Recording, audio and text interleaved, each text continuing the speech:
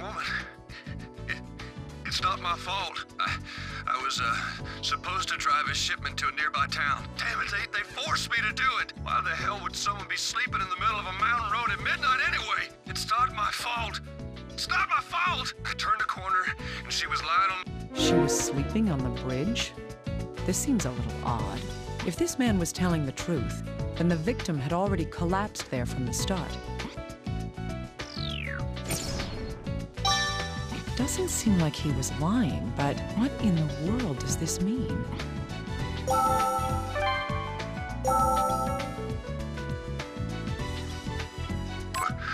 What do you want? I didn't do anything.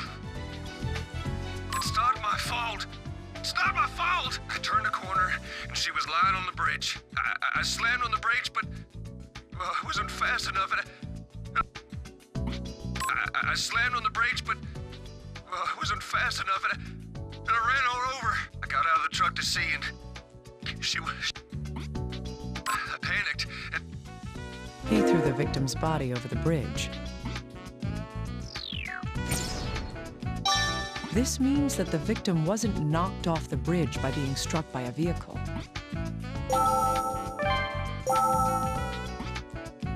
Hey, little guy. I need you to analyze this medication. Yes, of course. Did you find it in the victim's room? That's right. It looks like it's prescribed medication.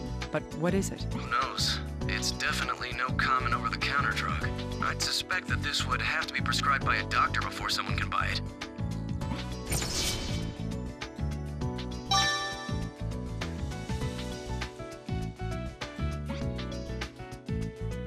I see, that makes sense.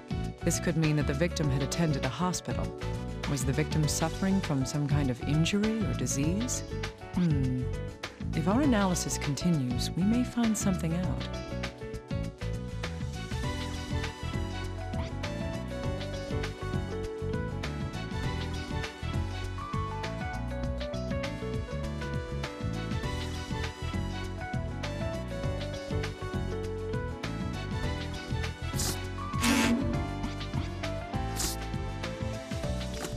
Hey, little guy, I need you to analyze something. Sure, send it over to me. I see. There's blood on it. The DNA matches the victim as well. Also, this metal fitting seems warped. Could it be worn out from use? That doesn't seem to be the case. Look again at the bloodstain. The bloodstain? It's not on the ornament. It's on the needle part that goes through the ear. If there's blood there that matches the victim, then the earring would...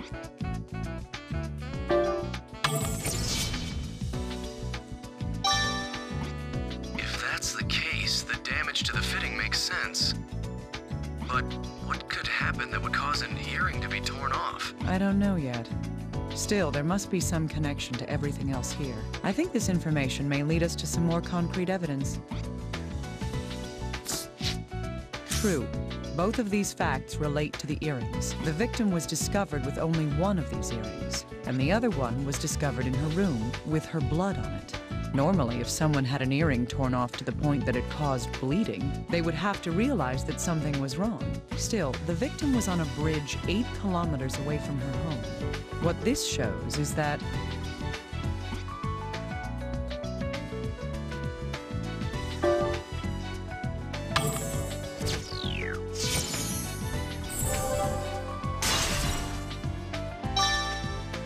that's right.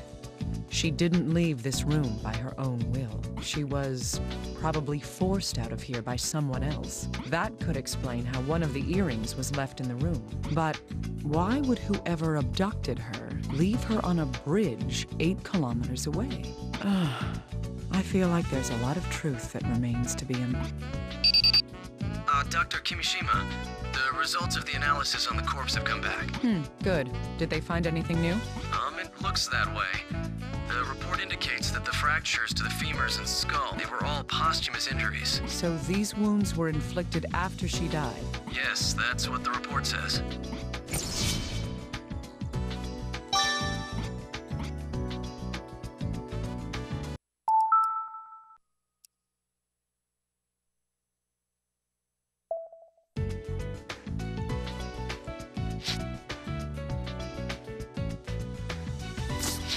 Can you do something for me, little guy? Oh, sure. What do you mean by in detail, though? I just need to know if this fracture occurred before or after death. Take a look at this area here. You can see where it started healing. Great. I thought as much. All right, thank you.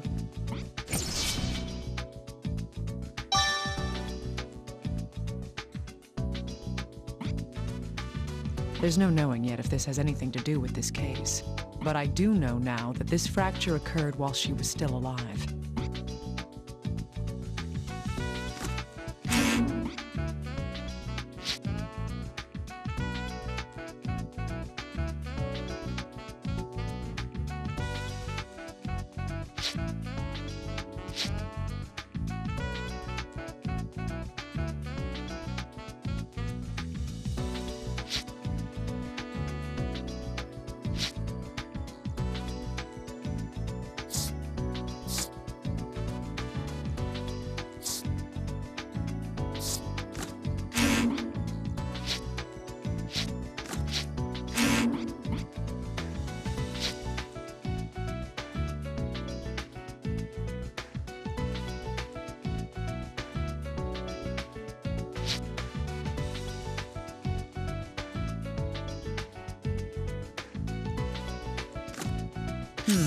Yes, both these facts relate to the victim. If I were to sum up the driver's account prior to the accident, the victim was...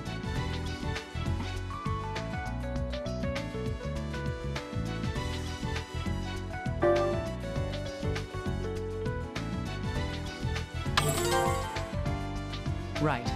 The victim had already been collapsed on the road, and after he ran her over, the driver... Yes. He threw the victim over the bridge. Little guy, what's the FBI's opinion about this? He's already admitted to killing her. Why would he lie about that? Indeed. His account coincides with the evidence I have found as well. Huh? What evidence? Well, if she had been standing when she was hit by the truck, the fractures to her bones would have indicated a strong impact from one certain direction. In this case, nothing of that sort was observed. I see. What about the shattered skull, then? The skull fractures are consistent with a strong impact to the top of the head. It would be unnatural for it to have been due to a car accident. Considering what happened to the victim, it can be deduced that something else caused that fracture. That is... Yes. If she was unconscious when she fell from the bridge, the fracture due to an impact to the top of the skull is understandable. I see. You're right, that does make more sense. Yes. However, that raises questions about the victim herself. Why in the world was this woman so far from home? And why would she be lying in the middle of a bridge in the mountains at that time of night? That's a valid point. I guess there are still some mysteries left unsolved here. Indeed. We'll have to continue investigating in more detail. Oh, Dr. Kimishima, we were able to look into the parents' injuries. Good job. What did you find? Yes, there were records that the parents had been going to a hospital, like you said. Let's see, it looks like they'd started being frequent visitors to the hospital 2 months ago. How many times is frequent? Oh, we didn't check every detail, but it was several times, ending about a month ago. The hospital staff seemed worried, since many of the injuries seemed to be signs of abuse. Did they tell the doctors who had been physically assaulting them? No, they didn't. However, some of their injuries were quite severe. The mother seemed to have suffered some visual impediments due to a wound on her eye. I see. Further investigation is required to determine who had been abusing them.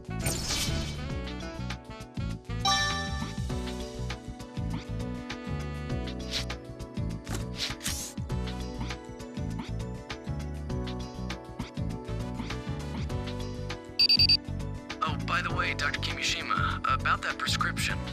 Did you find something out? Yes, we found which hospital the victim had been going to and requested her charts. It says Veronica had been to the hospital a month prior to her death. Her symptoms were migraines, visual and auditory hallucinations, mood swings, and aggression. It also says she was vomiting blood and had convulsions, along with hemoptysis. Convulsions? Vomiting blood?